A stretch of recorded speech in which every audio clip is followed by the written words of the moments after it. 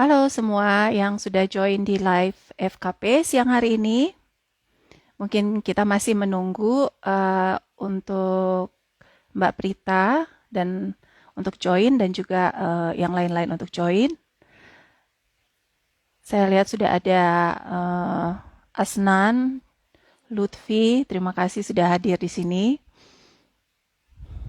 Ini pertama kali saya host Instagram Live, jadi mohon maaf bila ada hal-hal yang kurang secara teknis.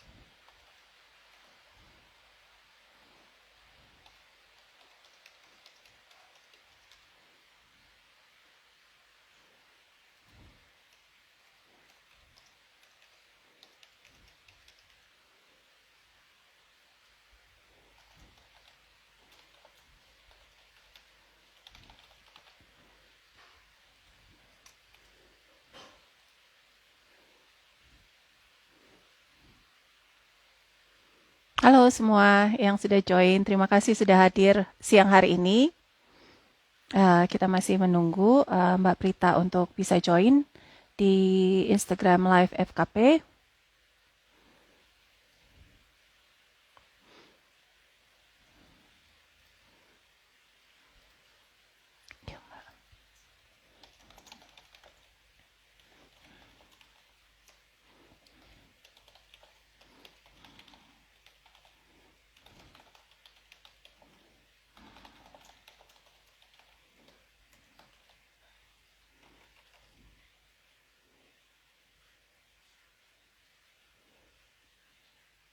Oke, Mbak Prita sedang dalam proses untuk join.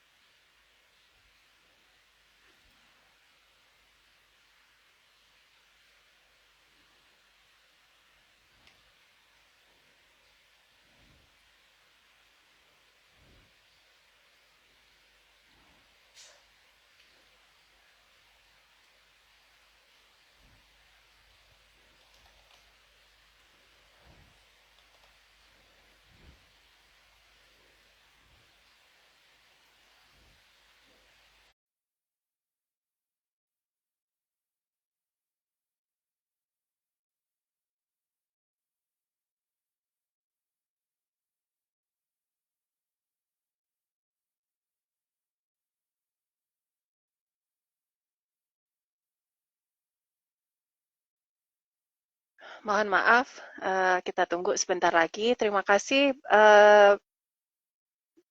Bapak dan Ibu yang sudah join, saya lihat ada eh, Mbak Sarah, Mbak Apsari. Oh ya, ini sepertinya Mbak Prita sudah join.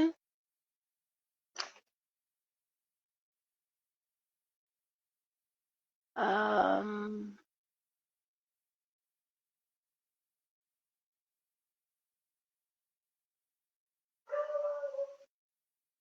Selamat sore Mbak Prita, mungkin bisa dibuka kameranya. Oh oke, join dari desktop ya. Em, Sebentar.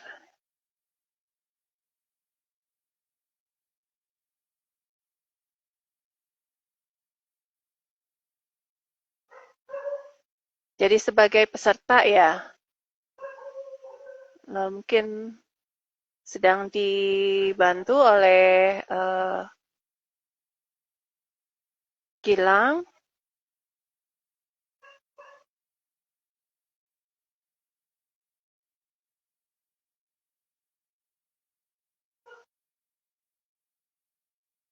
Atau bisa kirim request Mbak Prita untuk join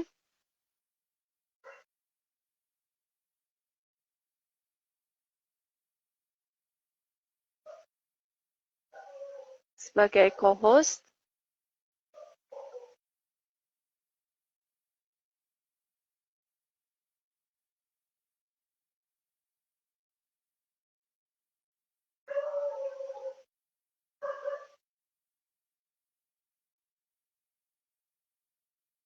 Nah, saya sudah coba tambah sebagai moderator.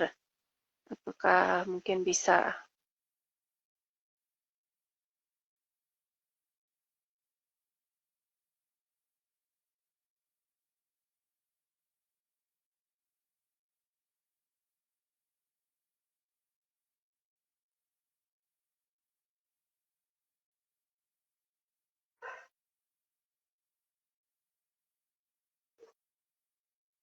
Mohon maaf kalau suaranya terdengar ada hujan karena ini di Bogor sudah hujan-hujan setiap hari. Um, jadi mungkin nanti kalau ada petir dan lain-lain bisa sama-sama ikut kaget.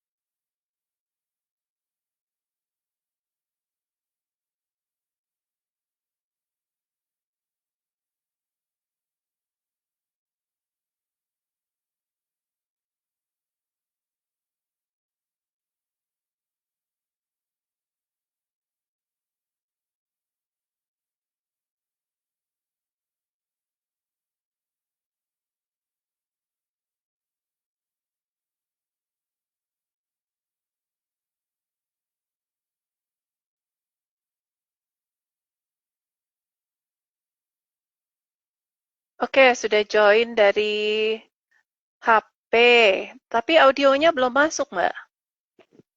Apakah mungkin tadi saya add sebagai moderator? Apakah bisa di-accept mungkin jadi supaya bisa masuk eh, ininya apa namanya? Mungkin bisa ditambahkan sebagai co-host juga.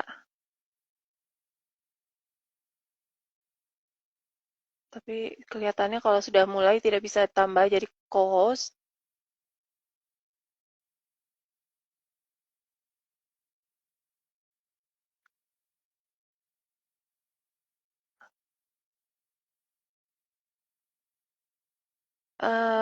Audionya belum masuk, Mbak.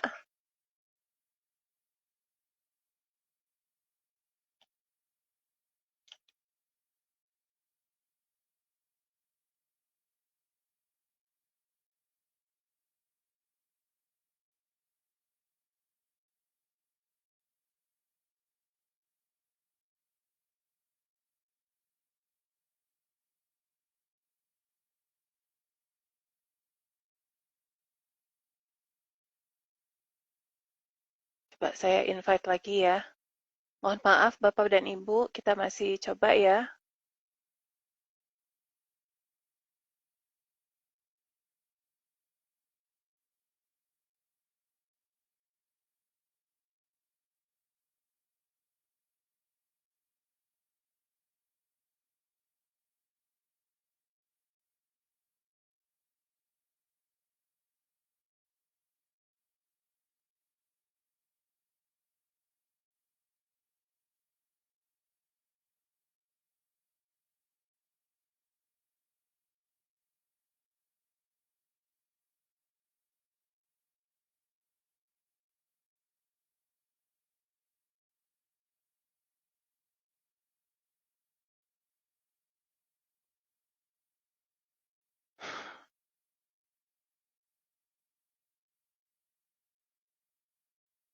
Coba saya ganti ininya. Em,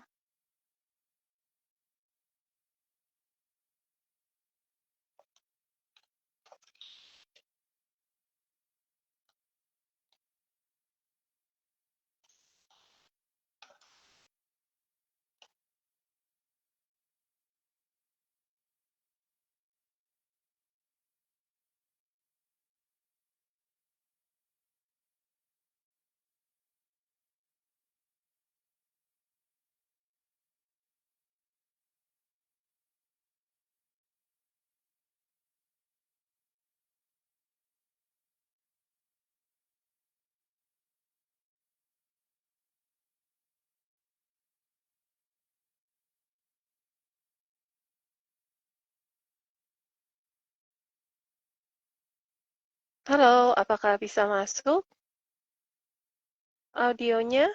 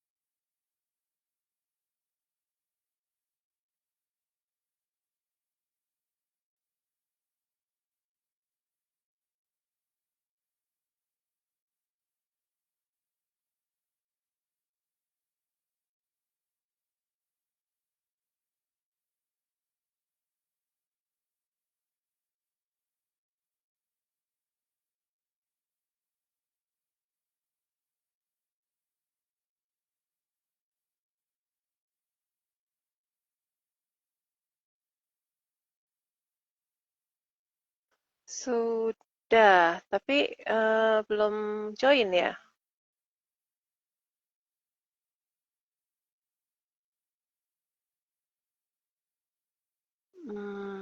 Oke, mohon maaf Bapak dan Ibu ini ada kesalahan teknis sepertinya.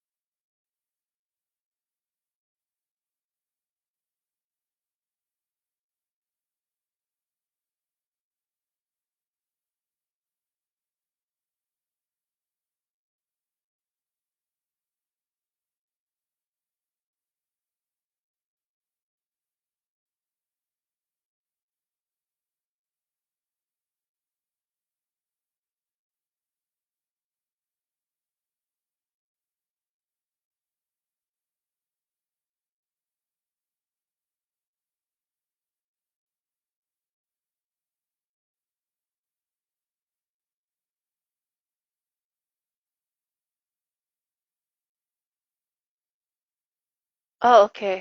Coba saya stop sebagai moderator ya. Apakah bisa?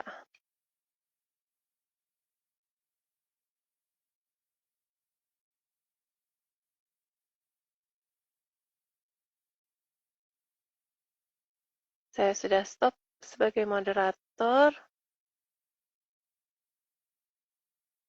Apakah bisa join?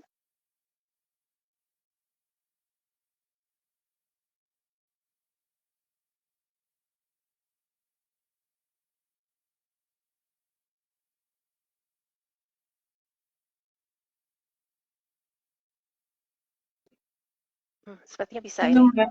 Iya, baru bisa. Aduh, akhirnya kita ketemu di uh, Insta Live pertama yang actually ini nggak pertama ya, tapi sebelumnya kita pakai Zoom. Jadi ini pertama dengan Hmm, langsung di Instagram.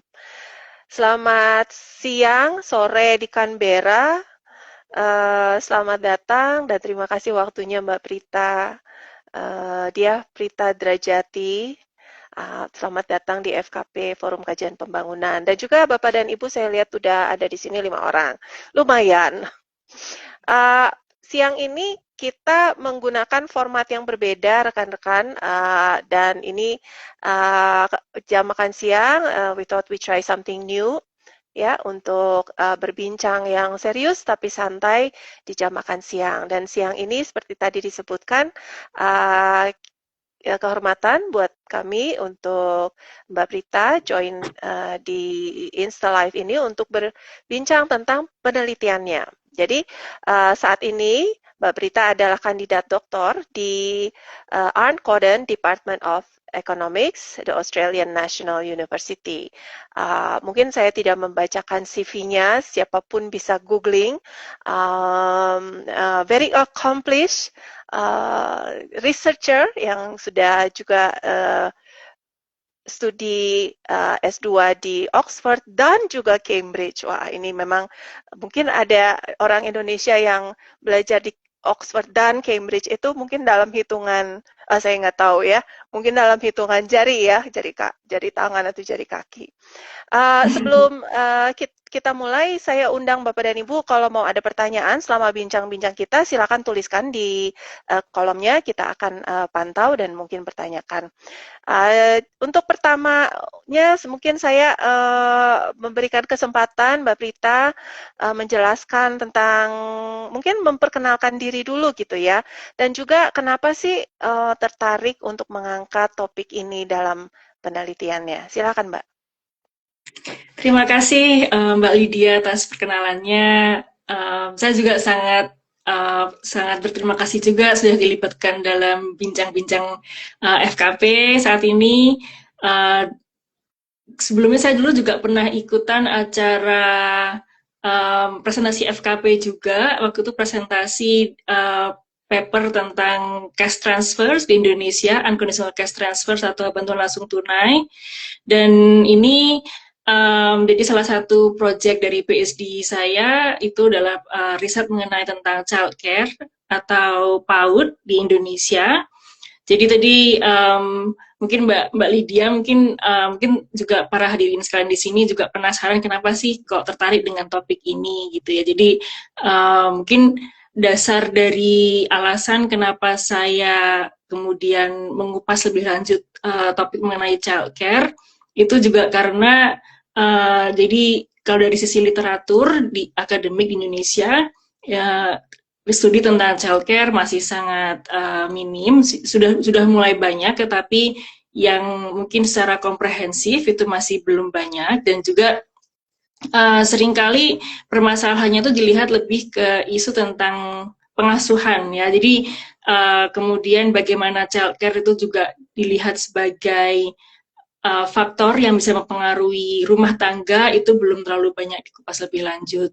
Jadi mungkin itu yang jadi salah satu mungkin contribution yang ingin saya berikan juga di literatur tentang pengasuhan dan juga tentang female labor force participation di Indonesia. Nah ini topik-topik yang kemudian istilahnya intersection ya, atau mungkin persimpangan jadi antara education dan juga labor market di Indonesia. Seperti itu Mbak, kurang lebih. Baik, terima kasih. Menarik untuk mengungkit tadi disebutkan labor market. Nah, mungkin yang hadir di sini langsung tahu, wah ini penelitiannya ekonomi banget gitu ya. Mungkin bisa dijelaskan sebagai awalnya gitu ya, data apa yang tersedia atau yang digunakan untuk analisa atau penelitian yang dilakukan terkait hal ini. Ya, kalau datanya saya menggunakan data yang sudah available, jadi secondary data yang nationally representative available di Susenas dan juga IFLS atau Indonesia Family Life Survey. Jadi itulah dua data yang saya gunakan. Jadi di data Susenas sendiri itu lengkap mengenai informasi tentang rumah tangga, jadi baik household rosternya, jadi siapa saja anggota rumah tangga, baik itu ada ayah, ibu, dan juga anak. Dan uniknya juga di Indonesia, ini juga jadi satu topik tadi yang mungkin terkait juga dengan household labor allocation.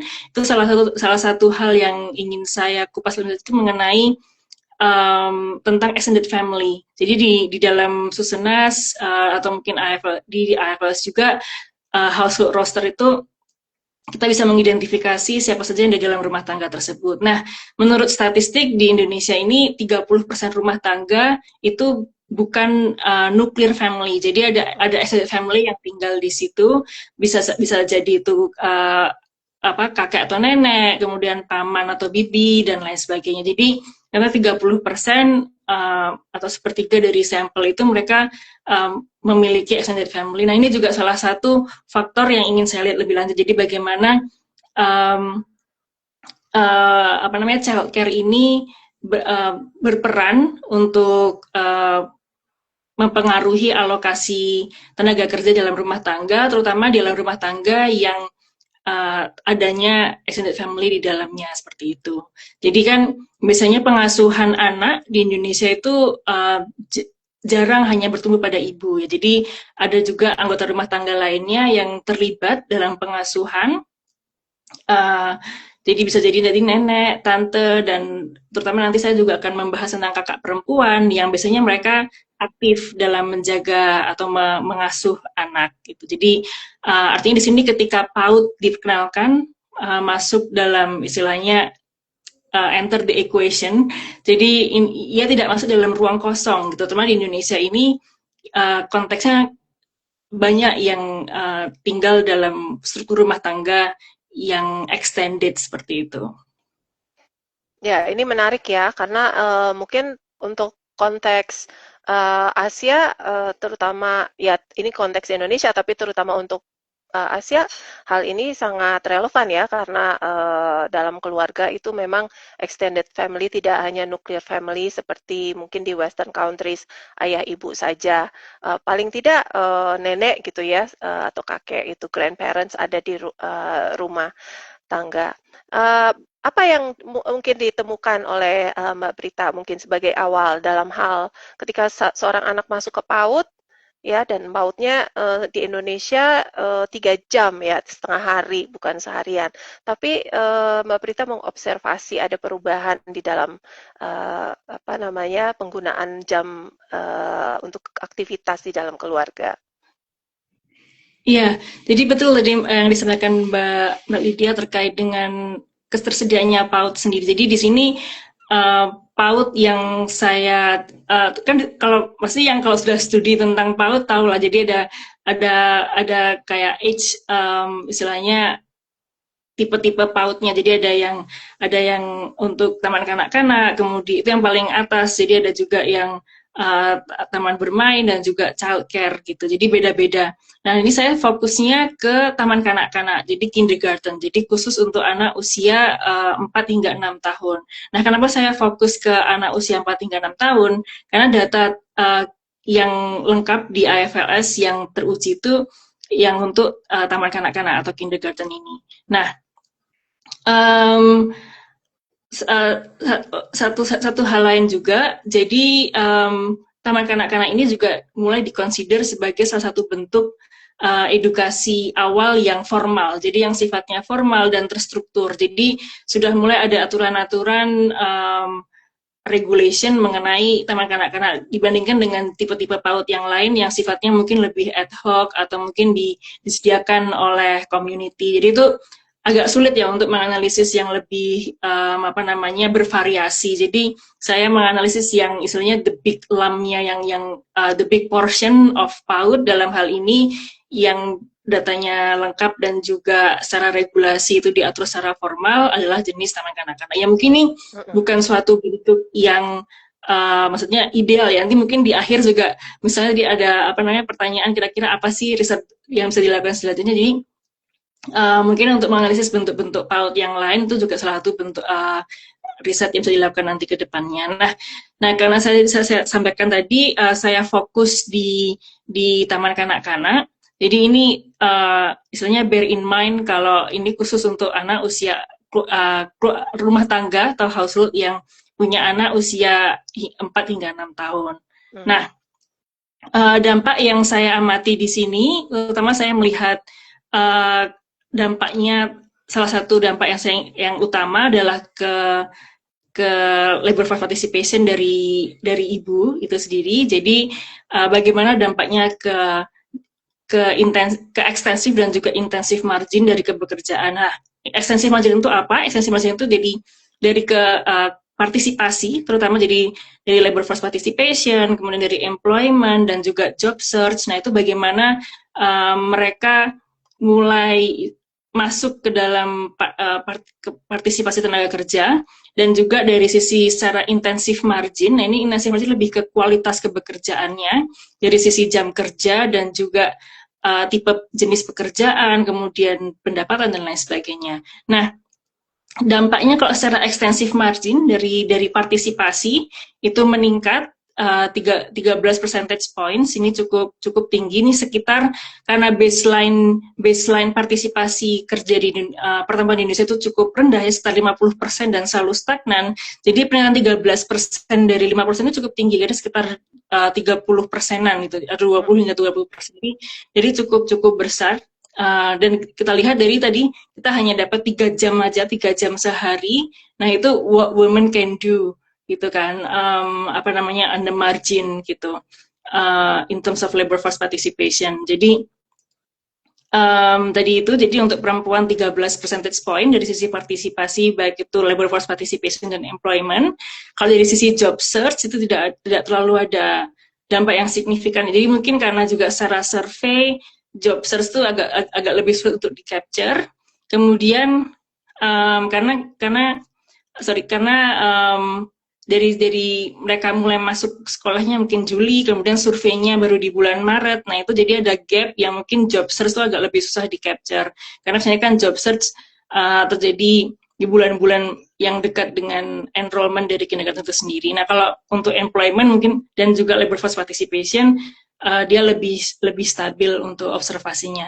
Nah, lalu secara intensif margin, tadi dari sisi intensitas kebekerjaan, jadi dari sisi jumlah jam kerja, ini ada peningkatan juga sebesar 5%. Itu kurang lebih, ya sebenarnya kalau secara magnitude mungkin nggak besar ya. Jadi karena jumlah jam kerja ini kalau dari Susunas sendiri secara statistik ini yang dilihat kan yang mereport, jadi ini udah conditional on mereka yang sudah participate gitu. Jadi dari among mereka yang sudah participate, jadi memang agak sedikit ada selection juga yang mungkin saya discuss terkait dengan metodologi kalau misalnya secara lebih lanjut. Jadi ini adalah karena informasi tentang intensitas kebekerjaan ini, jam kerja reportnya hanya dari mereka yang sudah bekerja gitu kan. Jadi kita membandingkan antara mereka yang sudah bekerja. Jadi kurang lebih 5% peningkatan. Kemudian kalau dari sisi job quality ini unfortunately impact-nya malah negatif.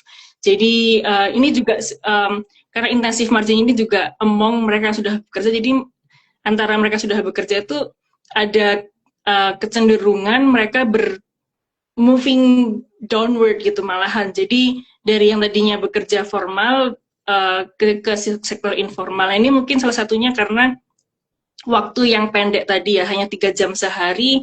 Jadi ketika mereka harus taking into account ibu yang harus nantinya drop off dan pick up children, itu jadi it's not possible bagi mereka untuk secure formal employment gitu. Dan juga formal employment yang sifatnya mereka sebagian besar formal employment di Indonesia tidak fleksibel gitu, padahal untuk bisa mengadopsi tadi dia harus pick up dan drop off children, dan karena ada mungkin implikasi lain di luar kindergarten itu sendiri kan, jadi ada obligation yang ibu juga harus berikan dalam waktu yang mereka pertimbangkan juga gitu. Jadi ya karena tidak fleksibel tadi. Sedangkan dari sisi income sendiri tidak terlalu banyak perubahan. Karena ini dan mungkin take it with a grain of salt untuk yang impact dari dari sisi apa namanya yang intensive margin tadi.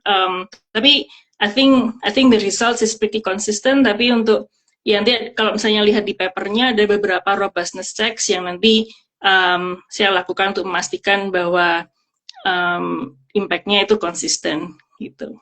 Ya. Terima kasih. 13% ya, percentage point. Jadi dari 50, sekitar 50% kalau di Indonesia ya. Mungkin Bapak dan Ibu yang ada di sini tidak terlalu tahu bahwa ternyata dibandingkan pria, perempuan itu partisipasinya dalam pasar tenaga kerja itu jauh lebih rendah gitu ya. Walaupun sebenarnya tingkat pendidikan sudah lebih baik gitu, katakanlah dalam 20 tahun terakhir. Mungkin tadi Mbak Prita menyebutkan tentang metodologi yang lebih lanjut. Mungkin saya minta bantuan untuk Gilang bisa posting di live ini link ke papernya dan juga mungkin link ke blognya. Kita sudah promosikan ini, tapi mungkin buat Bapak dan Ibu yang baru mendengar acara ini, baru bergabung, belum melihat announcement-nya secara detail, nanti kami posting link tersebut. Mungkin pertanyaan berikut saya adalah, jangan-jangan ini karena tingkat partisipasi perempuan gitu naik, bukan karena anaknya sudah masuk ke PAUD, jadi ada 3 jam luang gitu ya, tapi karena ada misalnya orang lain atau more extended family yang bisa datang dan membantu untuk mengawasi anak-anak atau mengasuh anak-anak. Kira-kira ini mungkin teknis ya buat beberapa apa namanya yang hadir di sini, tapi mungkin tertarik ya. Gimana kita tahu itu karena PAUD, tapi bukan karena mungkin ada hal-hal lain seperti misalnya ada grandparents yang membantu pengasuhan anak. Iya, jadi di sini jadi metodenya kan kausalitas gitu. Jadi kita berusaha estimate magnitude dari kausalitas itu sendiri. Jadi di sini dari faktor-faktor lain yang berpengaruh itu kita bisa misalnya di sini saya menggunakan metode instrumental variable. Jadi instrumental variable kita berusaha lihat cut off. Saya jadi menggunakan cut off dari usia anak itu sendiri. Jadi di Indonesia mereka harus at least berusia 48 bulan atau 4 tahun untuk eligible masuk di TK kelas A gitu kan. Jadi mereka harus pada bulan Juli ya, pada bulan Juli saat intake itu mereka harus berusia 4 tahun atau 48 bulan. Nah, jadi saya melihat variasi outcome, jadi outcome dari ibu di sekitaran usia itu, gitu kan. Jadi slightly before and slightly after. Jadi karena asumsinya mereka dengan apa namanya di cut off itu before and after itu secara faktor-faktor yang lainnya itu dianggap sama, bisa di-assume sama gitu, karena saya juga ada kayak balance checks dan lain sebagainya, dan tes robustness dan lain sebagainya itu menunjukkan mereka kurang lebih karakteristiknya sama gitu. Jadi baik itu dari sisi tadi mungkin Mbak Lydia menyebutkan apakah ada extended family yang ada di situ, akhirnya mothers lebih participate di labor market, tapi ternyata efeknya itu antara mereka yang mereka punya extended family atau tidak, itu mereka sama gitu. Jadi banyak studi, jadi mungkin di developed countries, jadi mereka biasanya hasilnya itu mereka menemukan ada semacam substitution effect gitu. Jadi mereka extended family itu malah absorb istilahnya kayak crowding out gitu. Jadi kayak hanya menggeser tambahan waktu tadi. Jadi misalnya kita 3 jam sehari ya, 3 jam sehari dari adanya PAUD, kemudian itu hanya menggeser availability dari extended family. Nah itu beberapa hasil yang ditemukan di developed countries. Jadi biasanya mereka nggak menemukan efek yang signifikan among mothers living with extended families gitu. Jadi tapi uniknya di sini untuk kasus di Indonesia efeknya tetap sama dan konsisten, jadi around 13 percentage points itu tetap konsisten, either living with extended family or not living with extended family. Jadi tidak ada evidence crowding out dari adanya kindergarten ke extended family itu sendiri gitu. Mungkin semoga itu menjelaskan, walaupun mungkin agak sedikit teknis, tapi nanti mungkin jika ada pertanyaan silahkan. Ya, silakan. Saya juga mengundang Bapak dan Ibu kalau ada pertanyaan untuk menuliskan di komentar, nanti kita tanyakan. Jadi mungkin ini penelitian yang sangat menarik ya Bapak dan Ibu. Jadi sangat jeli gitu Mbak Prita mencari cara gimana kita untuk tahu apa dampak terhadap PAUD dengan memanfaatkan cut-off date-nya ya. Jadi ketika harus masuk pada umur 4 tahun gitu. Sementara kan nanti dibandingkan dengan perempuan lain yang anaknya belum masuk ke di cut off date-nya. Ada pertanyaan. Oh ya, ini ada lebih ke komentar ya, justifikasi kebijakan anggaran wajib belajar 13 tahun di tingkat kabupaten kota. Betul sekali ya, ini salah satu untuk bisa menjadi masukan ya, karena saat ini wacana wajib belajar 13 tahun itu sedang gencar ya. Mungkin pertanyaan lanjut saya adalah tentang efek yang lebih kecil gitu, ada partisipasinya ya, tapi ternyata dampaknya terhadap perempuan atau ibunya gitu untuk mendapatkan pekerjaan yang lebih stabil dan upah yang lebih tinggi ternyata tidak terlalu besar gitu ya, apakah tidak signifikan kalau nggak salah ya. Bisa dijelaskan nih lebih lanjut terkait hal ini. Mungkin tadi sudah dijelaskan, tapi ada beberapa yang baru ikut, mungkin bisa mendapatkan masukan lain. Jadi walaupun akhirnya ibu itu masuk ke pasar tenaga kerja, ya bekerja essentially, tapi posisinya kesempatan mendapatkan pekerjaan yang stabil dan pendapatan yang lebih tinggi itu tidak besar gitu ya, tidak signifikan.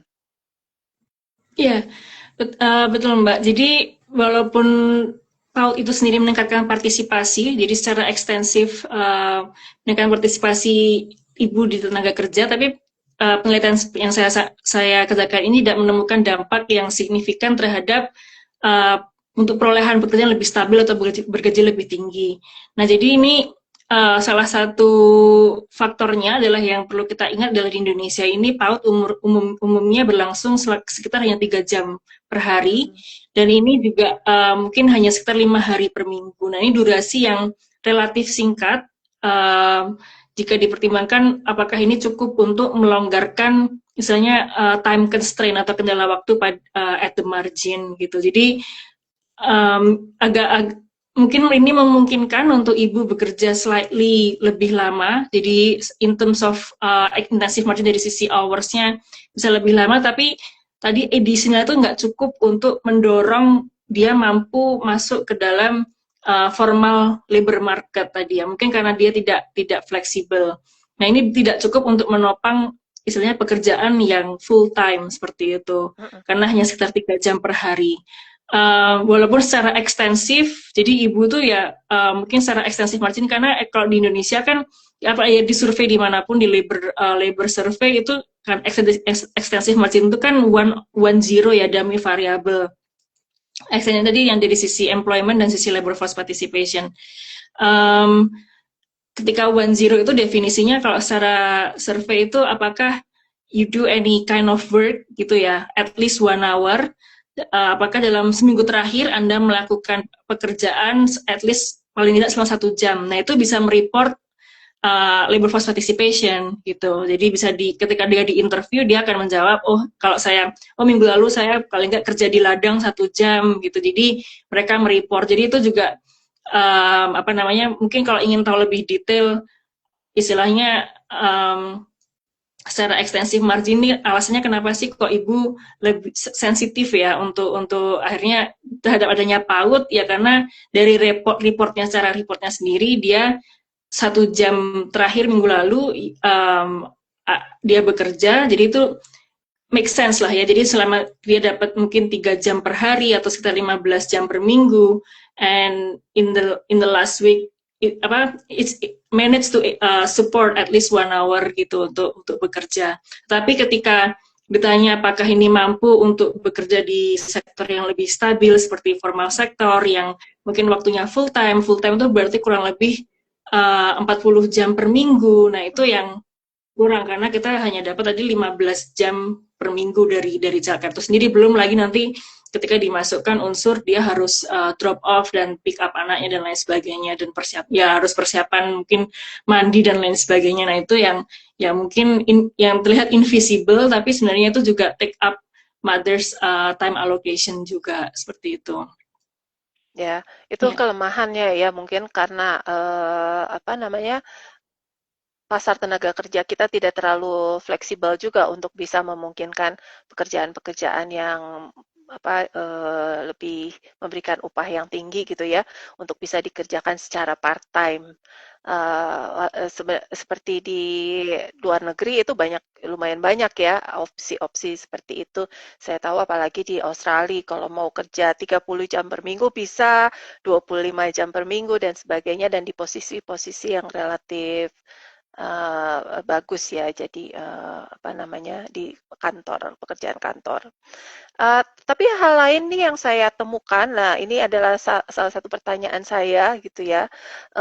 Dari hasil penelitiannya ditemukan bahwa efeknya tuh sangat efeknya lebih besar di perempuan yang pendidikannya relatif lebih rendah dan mereka tinggal di pedesaan. Buat saya kok seperti itu ya? Bukankah perempuan di daerah yang berpendidikan tinggi dan tinggal di kota itu begitu ada waktu luang itu kalau dia tidak manfaatkan untuk bekerja kok kayaknya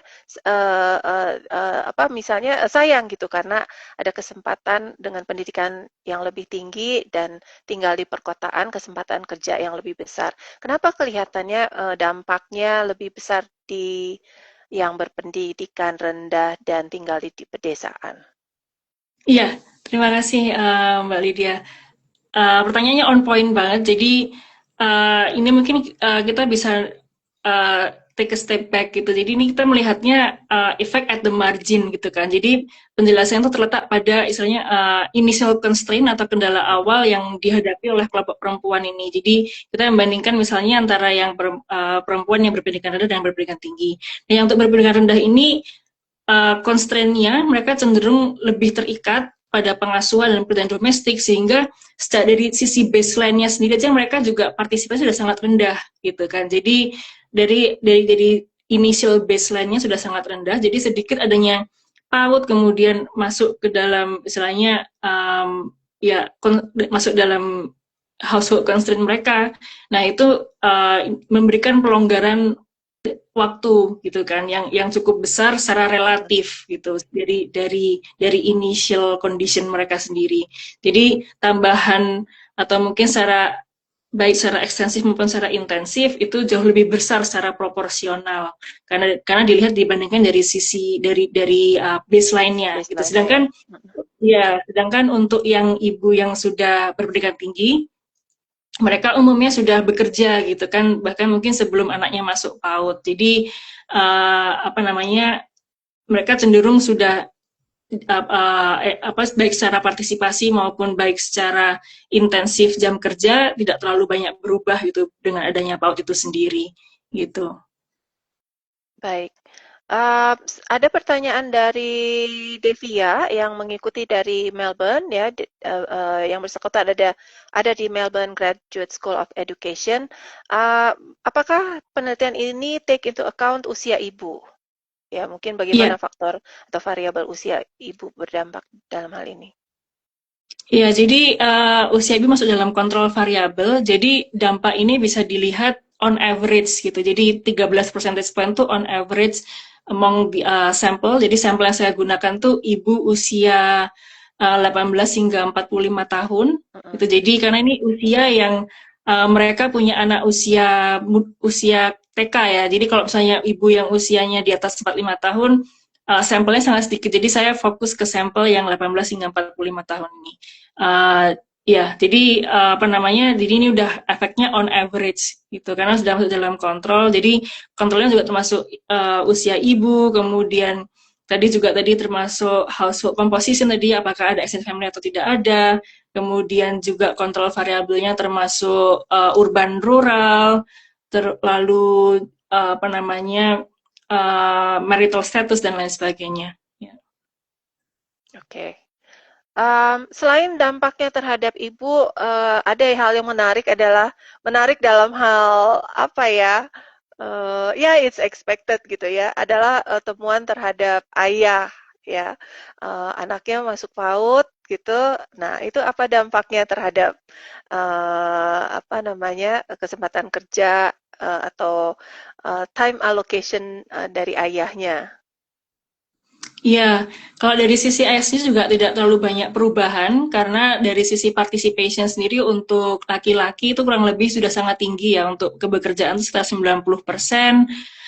Kemudian dari baik dari sisi ekstensi maupun intensif itu sudah cukup tinggi. Jadi tambahannya itu secara at the margin itu tidak terlalu banyak gitu dengan additional 3 hours itu tidak terlalu berdampak besar untuk ayah itu sendiri. Dan juga ini mungkin juga jadi bentuk refleksi yang ya refleksi dari peran gender yang masih sangat kuat dalam rumah tangga yang ayah tuh sebagai the main breadwinner gitu kan. Jadi ya biasanya ayah yang bekerja itu adalah ayah dalam rumah tangga, menunjukkan baseline-nya saja sudah tinggi sekitar 90-an% seperti itu. Selain itu ada dampak terhadap anak perempuan gitu ya. Buat saya ini dampaknya menarik dan also encouraging gitu ketika membahasnya. Karena saya sebagai anak perempuan ya sulung dari 4 orang anak gitu. Wah, ini memang berpengaruh ya. Untung juga dulu adik-adik saya ikut PAUD semua. Kalau enggak, ya mungkin bisa diceritakan Mbak Prita gimana dampaknya terhadap kakak perempuannya dari anak yang masuk PAUD. Iya, jadi mungkin tadi merefleksi juga pengalaman dari Mbak Lydia sendiri. Jadi biasanya kan dalam suatu rumah tangga, kakak perempuan, atau mungkin ya kakak ya, older siblings itu in general, kadang diminta atau disuruh oleh orang tua untuk, tolong jagain anaknya juga ini ya, untuk berapa jam, atau bahkan mungkin seharian orang tuanya kemana, nanti suruh jaga adiknya seharian, seperti itu. Dan itu cukup lumrah ya terutama di Indonesia di berbagai daerah. Nah ini salah satu temuannya. Jadi untuk older siblings itu jadi baik laki-laki maupun perempuan itu mereka partisipasi sekolahnya meningkat gitu. Jadi jadi ini older siblings yang usia sekolah. Ini saya fokus di usia 10 hingga 15 tahun. Jadi ini juga 10 hingga 20 tahun, jadi ini juga di usia yang tidak wajib, mulai tidak ada wajib belajar ya, karena mungkin setelah SMP, jadi mereka kadang mungkin kalau enrollment SD SMP itu cukup tinggi ya, karena ada wajib belajar, walaupun sekarang SMA juga udah wajib belajar, tapi kadang drop outnya masih sangat tinggi. Jadi saya fokus di usia 10 hingga 20 tahun, karena ini usia di mana mereka mulai decide ini saya harus kerja membantu orang tua atau mungkin saya sekolah. Nah, di usia-usia yang krusial ini ternyata ketika adiknya itu masuk ke PAUD, kakak-kakaknya ini istilahnya lebih memilih untuk sekolah gitu, melanjutkan sekolah. Jadi uh, apa namanya, untuk enrollment-nya meningkat dan partisipasi kerjanya turun. Jadi ada semacam reallocation dalam waktu mereka. Jadi mereka reallocate untuk sekolah seperti itu. Dan ketika saya disaggregate lebih lanjut dari gender, baik untuk kakaknya ini dari laki-laki atau perempuan, nah efeknya ini stronger ke kakak perempuan. Gitu. Jadi it's very encouraging karena ada semacam ya faktor intergenerational yang ternyata ada transmission walaupun kecil ya, tadi 3 jam sehari dari TK ini ternyata ada transmisi yang intergenerational, jadi nggak hanya dari ibu yang tadinya mulai banyak berpartisipasi ke pekerjaan, tapi ternyata juga older sibling terutama kakak perempuan seperti itu. Ya, ini salah satu hal yang buat saya, wah sangat terharu ketika membaca papernya, karena mungkin kalau tidak dijelaskan dari hasil penelitian itu mungkin tidak, orang mungkin lupa ya, atau tidak secara gamblang mengatakan bahwa wah kebijakan pemerintah untuk 13 tahun, wajib belajar 13 tahun itu ternyata dampaknya lebih luas daripada anak yang masuk belajar itu, mungkin juga termasuk dengan siblings lainnya. Mungkin kita bisa wrap up gitu ya, sedikit wrap up. Secara keseluruhan nih, tadi juga sudah mengangkat apa penelitian ini bisa menjadi masukan untuk wajib belajar. Apa yang bisa menjadi masukan bagi pengambil kebijakan khususnya, tapi kalau wajib belajar 13 tahun itu kan di tingkat nasional ya, tingkat pusat. Mungkin ada masukan juga dari Mbak Prita dari hasil penelitian ini untuk pemerintah di level subnasional, mungkin provinsi, tapi juga mungkin terutama kabupaten dan kota ya, karena sekarang banyak layanan-layanan masyarakat tuh letaknya pada tingkat kabupaten kota. Iya, iya betul. Jadi mungkin tuh challenge-nya juga ya, salah satu bentuk challenge-nya juga Mbak Lydia sampaikan, karena walau sepertinya PAUD ini memang diatur di level kabupaten kota, jadi variasinya bisa beragam walaupun juga sudah ada istilahnya kayak umbrella framework dari pemerintah, terutama untuk TK ya di sini. Jadi mungkin yang untuk tipe PAUD yang lainnya itu apalagi sangat beragam lagi karena per daerah bisa beda-beda. TK saja sudah sangat berbeda-beda, apalagi untuk yang lainnya gitu kan. Jadi mungkin dari hasil yang saya temukan ini ya 3 jam ini salah satu bentuk apa ya, low hanging fruits lah ya istilahnya. Jadi low hanging fruits yang bisa di skill up karena ternyata investasi pemerintah di TK, untuk TK aja ya ini ya, padahal TK ini yang paling formal itu hanya 5% gitu. Jadi 95% adalah swasta. Jadi padahal itu sebenarnya suatu bentuk low hanging fruit yang mungkin relatif murah ya dibandingkan misalnya ya investasi pendidikan pasti penting ya, tapi istilahnya kalau pemerintah kan ngomongnya trade off dan value for money juga istilahnya. Jadi kayak padahal TK ini mungkin dibandingkan perkuliahan gitu kan yang lebih mahal, dan mungkin dampak jangka panjangnya karena udah banyak studi yang menyebutkan bahwa pendidikan paling penting tuh yang 5 tahun awal kehidupan gitu kan, golden periodnya gitu. Jadi dan ini low hanging fruit yang juga ternyata dampaknya luas untuk partisipasi tenaga kerja bagi ibu dan juga untuk kakak perempuan seperti itu. Jadi mungkin salah satu bentuknya bisa jadi ekspansi dari sisi investasi pemerintah terutama ya. Jadi dan juga nah juga salah satu penting adalah tadi kan 3 jam ini kan saya asumsikan itu predictable dan konsisten. Nah ini kan suatu bentuk asumsi. Nah tadi pada prakteknya kan di lapangan kadang ada TK yang di daerah yang tutup, yang unpredictable. Nah ini yang mungkin jadi juga sulit untuk orang tua terutama ibu untuk planning ahead gitu kan, untuk nanti dia kerja gimana. Jadi ya itu bentuk predictabilitas itu juga suatu hal yang sangat penting gitu ketika nantinya dilaksanakan. Ya, menarik sekali ya. Hanya 5% ya dari investasinya atau pengadaannya oleh pemerintah, dan sisanya dari komunitas atau yayasan dan swasta gitu ya. Ini adalah opportunity sekali buat pemerintah untuk ya mencari katanya kebijakan yang berpihak, kebijakan yang uh, mendukung Indonesia emas. Nah, inilah salah satunya ya untuk pendidikan PAUD. Dan yang kedua adalah predictability ini. Wah, ini benar sekali karena kadang-kadang saya lihat di dekat sekolah saya memang ada PAUD ya. Kok tutup? Oh, masih libur gitu kan. Terus kapan-kapan apa namanya? Belum siang gitu, tapi kelihatannya udah pulang anak-anaknya ya. Predictability ini memang betul ya. Kalau tidak predictable, walaupun tersedia, tiba-tiba harus jemput anaknya ya, ibu juga serba salah, tidak bisa ikut tidak bisa bekerja atau bahkan nanti diomelin sama tempat kerjanya ya. Kok kamu sering bolos atau minta izin ya. Mungkin ini yang terakhir ya, terkait dengan tadi juga Mbak Prita udah sebutkan ya, karena sudah melakukan penelitian ini, mungkin ada saran buat penelitian lebih lanjut buat level mahasiswa S1 atau mahasiswa S2, S3 gitu untuk meneliti bidang ini.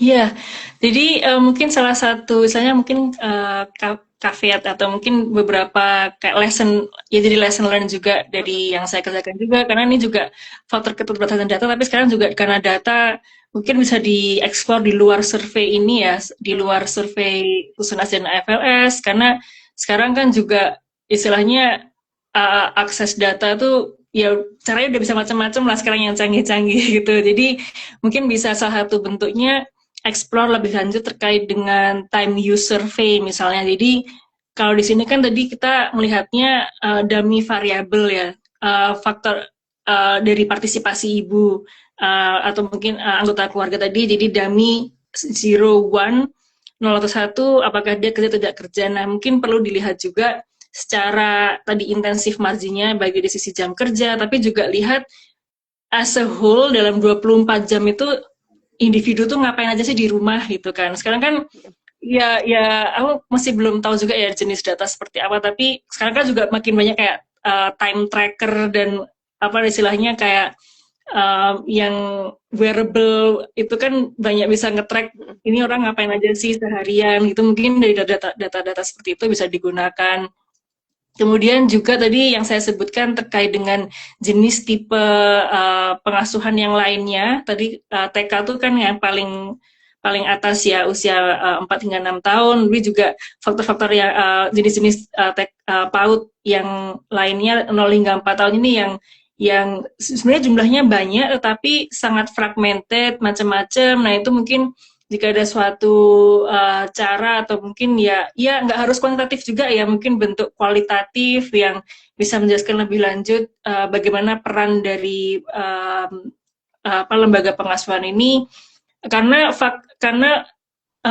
itu yang saya sampaikan juga golden period anak itu 0 hingga 5 tahun, jadi yang tadi 3 tahun pertama sangat penting, dan juga ibu biasanya kan mereka return kembali ke bekerja itu juga sekitar 1 tahun atau 2 tahun setelah dia melahirkan gitu kan. Jadi itu kadang tidak tercapture kalau saya ngelihatnya setelah dia anaknya udah usia 4 tahun gitu kan. Jadi kalau kita bisa lihat secara dinamis bagaimana ketika anak itu usia antara 0 hingga 4 tahun itu seperti apa sih gitu.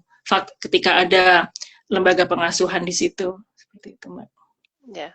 Oh, menarik nih ide untuk time use survey gitu ya. Mungkin harus menggunakan survei nih Bapak dan Ibu atau adik-adik yang tertarik untuk melakukannya. Mungkin ini bisa jadi ide, terutama mungkin di provinsi atau mungkin di kota atau kabupaten yang bersangkutan yang mungkin tingkat partisipasi di PAUD-nya masih rendah. Jadi ini bisa menjadi salah satu advokasi ya kepada pemerintah daerah untuk mendukung kebijakan atau investasi pada PAUD.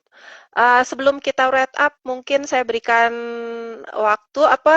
Bapak dan Ibu, apakah masih ada yang ingin bertanya sebelum kita wrap up dan saya berikan waktu untuk Mbak Prita untuk last words?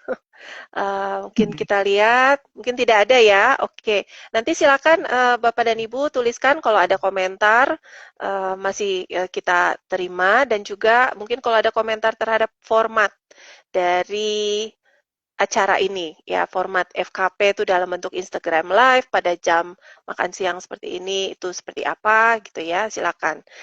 Baik Mbak Prita untuk wrap up gitu untuk pesan terakhir atau mungkin apa namanya inti dari penelitian ini yang diharapkan bisa didapatkan oleh masyarakat.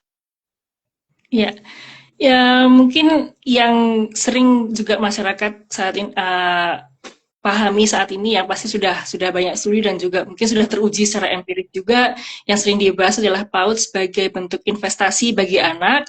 Tapi dalam penelitian ini saya menunjukkan bahwa PAUD ini juga merupakan investasi bagi perempuan dan keluarga. Jadi tidak hanya pada anak, tapi juga pada perempuan dan keluarga.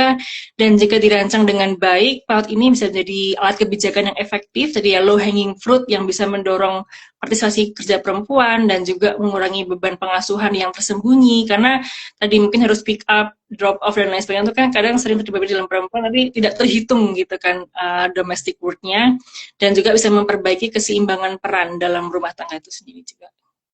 Baik, terima kasih banyak. Baik, kalau begitu kita sedikit over time, tapi karena tadi juga kita ada sedikit masalah teknis, mohon maaf Bapak dan Ibu. Ini juga karena ya masih format baru, mudah-mudahan di waktu yang akan datang lebih lancar. Sekali lagi terima kasih banyak atas waktunya, terima kasih Mbak Prita. Good luck in finishing gitu ya. Mungkin beberapa finish tinggal beberapa pendek ya, tapi kita tahu bahwa akan sukses ini ke depannya. Baik, kalau begitu saya tutup live-nya. Silakan Bapak dan Ibu kalau ada yang ketinggalan tadi baru ikut di bagian akhir, mungkin kita tetap ada di Instagram page FKP. Jadi kalau mau lihat lagi dari awal silakan, atau mau membagikan ke teman-temannya, terutama yang punya teman di pejabat, di dinas pendidikan atau di Pemda atau wali kota, ya silakan bagikan acara ini. Sekali lagi terima kasih, sampai jumpa di acara FKP berikutnya. Terima Saya tutup kasih. ya. Yo, makasih Mbak.